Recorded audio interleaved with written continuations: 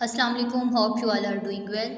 Last lecture में हमने discuss किया था कि आप टॉपिक्स अस्सलाम वालेकुम, hope you all are doing well. Last lecture में हमने डिस्क्रिप्टिव और आर्गुमेंटेटिव स्टेटमेंट में डिफरेंस सीखा था कि किस तरह से आप एनालिसिस कर पाते हो कि जो आप गिवन टॉपिक है उसको आपने डिस्क्राइब करना है या आपने उस स्टेटमेंट पे अपना स्टांस लेके उसको प्रूव करना है।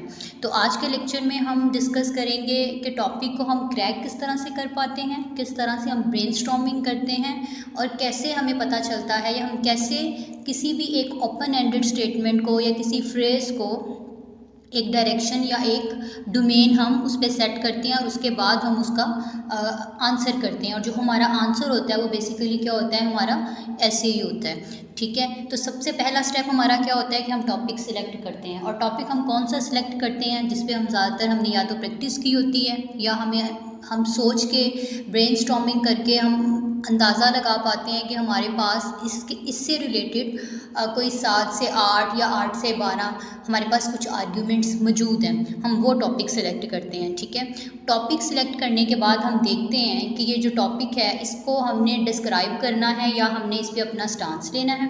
ठीक है, वो आप लास्ट वीडियो में सीख चुके हैं कि किस तरह से आप डिफ्रेंशिएट कर पाते हो।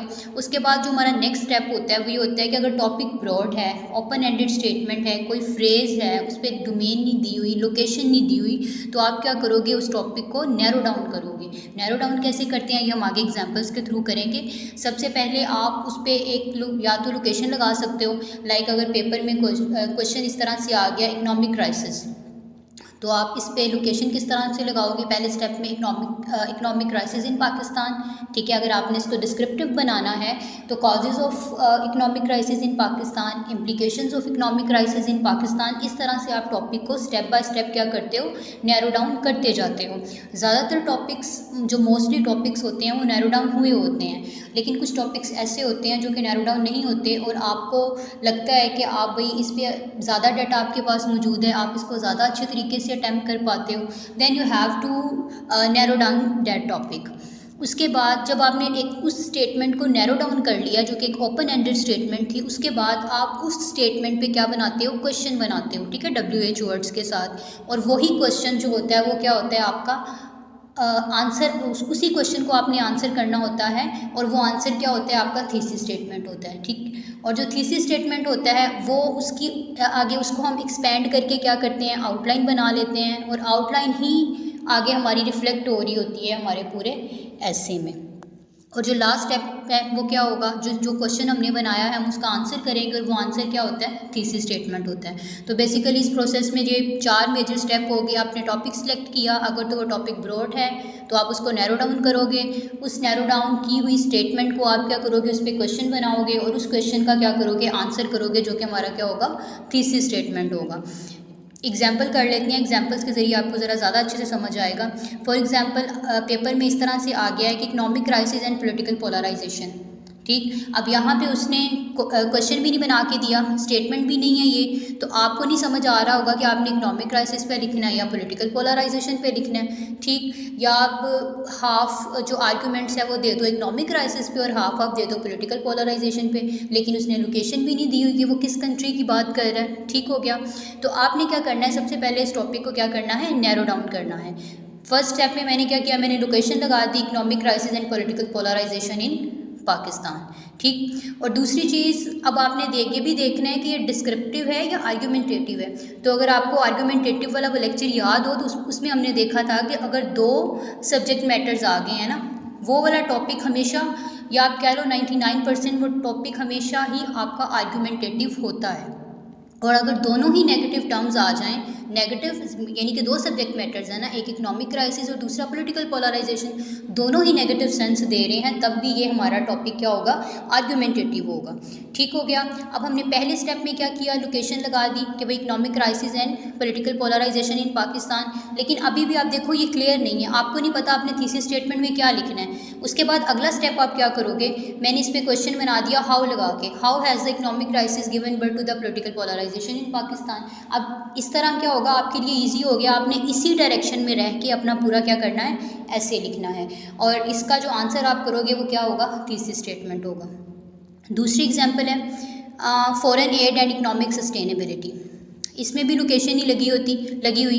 Foreign add and economic sustainability इन पाकिस्तान, मैंने पहले लोकेशन सेट कर दी, उसके बाद मैंने क्या किया, क्वेश्चन बना दिया है, how is foreign aid important in helping to achieve economic sustainability, या how does foreign aid destroy economic sustainability. आप क्वेश्चन फिर उसी हिसाब से बनाते हो जिस तरह का आपके पास डाटा मौजूद होता है। जैसे पहले वाले में क्या है कि हमने फॉरेन एड को कर दिया है कि भाई उससे इकनॉमिक सस्टेनेबिलिटी होती है, और दूसरे में हमने क्या कर दिया, अगर हमारे पास ऐसा डाटा मौजूद है जिसमें हमें लगता है कि फॉरेन एड की वजह से जो इकनॉमिक्स सस्टेनेबिलिटी है वो नहीं होती है, तो हम फिर उस हिसाब से क्वेश्चन बना देंगे और फिर इसका आंसर करेंगे, जो कि क्या होगा, हमारा थीसिस स्टेटमेंट होगा।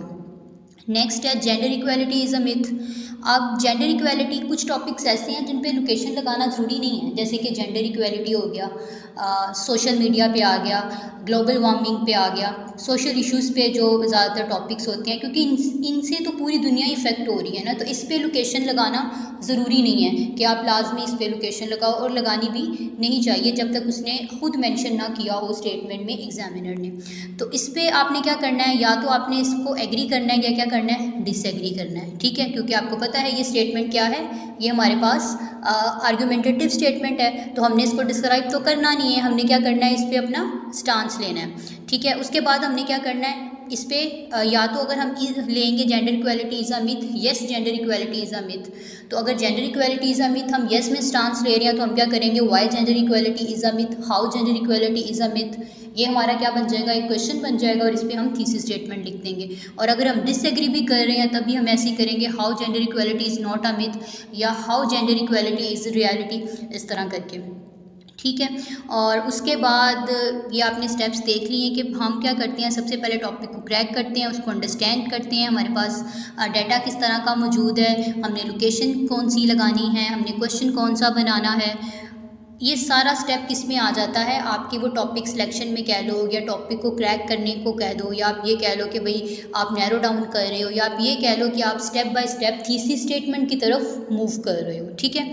उसके बाद एक और अहम चीज़ वो ये है कि अगर तो आप वर्ड के साथ क्वेश्चन बनाते हो, या ऑलरेडी ही वर्ड मौजूद है एग्जामिनर की स्टेटमेंट में, देन वो डिस्क्रिप्टिव टॉपिक्स होते हैं ज़्यादातर, ठीक है। लेकिन हाउ और वाई वाले जो है ना, ये आर्गुमेंटेटिव टॉपिक्स होते हैं। और लास्ट पे और सबसे इम्पॉर्टेंट चीज़ ये है कि कुछ स्टूडेंट्स हैं वो कहते हैं भाई हमने वो कैब याद करनी है, और वो कैब क्यों याद करनी है, भाई वो कैब इसलिए याद करनी है कि ऐसे में हम बड़े कोई हाई फाई वर्ड्स यूज़ करेंगे ना, तो एग्जामिनर हमसे बड़ा इम्प्रेस होगा। ये सब आपको करने की ज़रूरत नहीं है, वो कैब याद करने की बजाय आप वही टाइम ग्रामर के कुछ रूल्स पढ़ सकते हो, ठीक है, क्योंकि सिंपल लैंग्वेज में लिखा होगा, क्लियर लिखा होगा, ग्रामेटिकल कोई एरर नहीं होगा ना, देन आपका ऐसे क्या होगा, पास हो जाएगा। ये आपने कुछ चीज़ों को अपने जहन में रखना है थीसिस स्टेटमेंट लिखने से पहले, आउटलाइन की तरफ मूव करने से पहले, कि आपके सामने टॉपिक आता है, आपने उसको सिलेक्ट करना है, उसको नैरो डाउन करना है, उस पर आपने देखना है कि मेरा टॉपिक डिस्क्रिप्टिव है, आर्गुमेंटेटिव है। ये सब करने के बाद आप थीसिस स्टेटमेंट तक पहुंचते हो।